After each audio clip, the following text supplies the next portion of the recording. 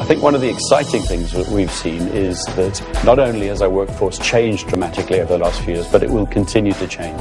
And that diversity will bring creativity. For us, the human resource and human capital is a key to our success. Attracting talent is a universal challenge. A global business city needs to be able to provide access to world-class talent. Asian cities are among the fastest growing regions in the world. If you ask Asian leaders what is uppermost on their minds when it comes to meeting their business challenges, almost all of them will tell you they revolve around talent attraction, human capital management, talent development. And they will also add that managing talent, developing talent in Asia brings with it very unique challenges, very unique opportunities. The Knowledge Showcase helps bring to life the best human capital strategies and practices. We have carefully selected some positive examples of collaboration between businesses, professional service firms, as well as government agencies in the field of human resource development. We hope that participants can take away some useful tips from the Knowledge Showcase that are applicable to their organization.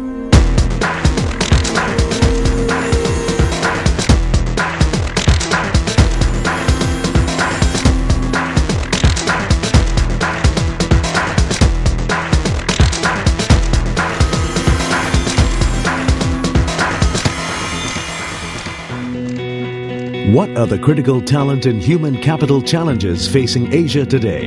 And what are the major strategies being taken? Let's hear from some of Asia's key business leaders.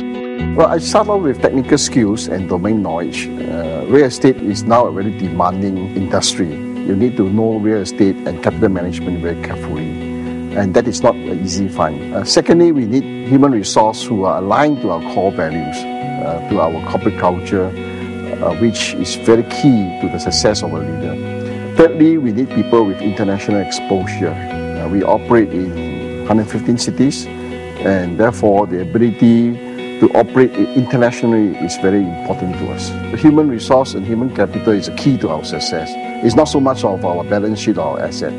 So we approach them from three levels, from young graduates, from mid-career changes, and even the experience, what we call the silver hair. And we do go very extensively to universities, to the industries, to the people we know, to the headhunter, to approach and to recruit these people. In the first place, we have to expound the theory to them that we have to operate internationally. We are now operating in 20 countries. So unless they have this global mindset, they will not be able to, in inverted commas, survive with us. The second point is that we will take them to overseas posting so that they do work overseas to understand the differences between overseas and different countries and different culture and different geography. Third point is to let them do projects even in Singapore, but they are being implemented overseas by way of design, by way of investment, by way of doing monitoring. I think there's a common thread with globalization. I think the diversity of our customer base, the talent pool, the capital flows mean that we have to be active across the globe. And globalization, driven through technologies, driven through societal changes, etc., are something that we can benefit from. That generates diversity. That's something that benefits everybody, and certainly companies like ours.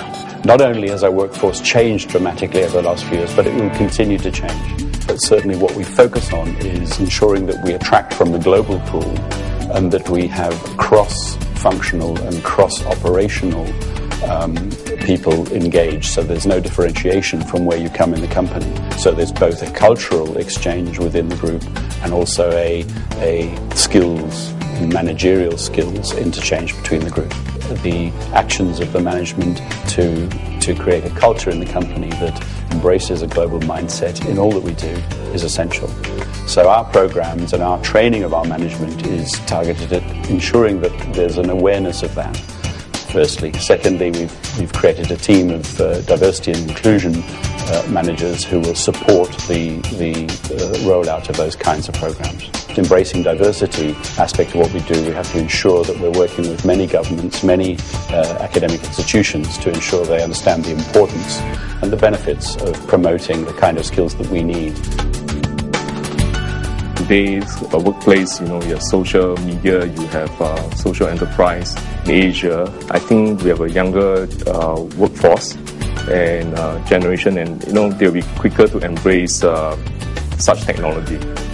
Although we can say that Asia has there are different countries in different stages of development. So some may embrace it faster, some may be slower. We have adopted a 4-engine approach to handle these challenges. One is to engage our members. Second is to enable our members. Third one is to empower them with the correct skill set. And then hopefully to export their talents within Asia. The leaders for these organizations, they are the best coaches and mentors based on their experience and their success stories. They should be the one to also encourage and share their wealth of experience and expertise.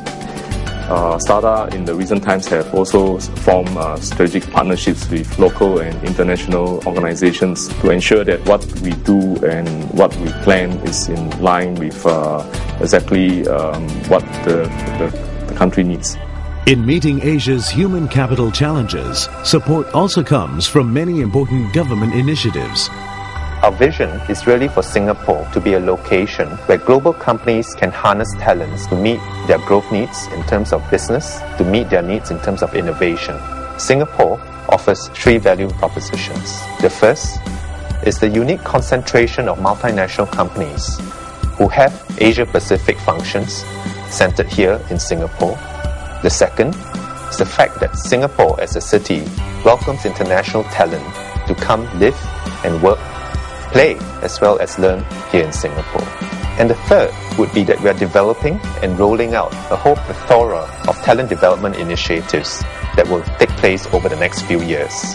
The vision is to establish Singapore as the leadership development hub in Asia for Asia. And we are doing this by bringing about and developing an ecosystem that includes leading business schools, corporate universities, and HR consultancies. Since last year, we have identified Nepal Hill at One North to bring about this physical clustering of activities. The first tenant in Nepal Hill is the Human Capital Leadership Institute. This is an institute that Singapore sets up to be the National Centre of Excellence for talent management and leadership development training. WDA can help companies raise the ability of their managers and HR professionals in the area of human capital management and development. We have developed many workforce skills qualification programs in areas such as human resource, leadership, and people management. These programs can help raise the competency levels of HR professionals and managers and supervisors. Firstly, and most importantly, we ensure that the training is relevant to industries and employers. We emphasize competency-based training, training that's useful for the job, training that's applicable to the workplace. To do this, we involve the employers very closely in the development of skill standards and training courses. Secondly, we lower the barriers which employers may face in enrolling their workers for training. For example, we provide funding support. We make the courses more modular and bite-sized. We even have courses that are accessible to workers who may not have academic qualifications. And lastly, we try to help employers incorporate the training into their day-to-day business and their day-to-day operations. Good people practices are an integral part of the Ministry of Manpower's vision to create a globally competitive workforce and world-class workplaces in Singapore. We have actually created a dedicated National Human Resources Division within the Ministry to help spearhead our efforts to develop Singapore as a hub for good human capital management in Asia. And we are doing so in collaboration with our tripartite partners in the union and private sectors, as well as with other government agencies in the Singapore government. We want to enable the sharing of good and new HR knowledge, and the Singapore Human Capital Summit is a good example of a platform that we have created to enable such sharing to occur.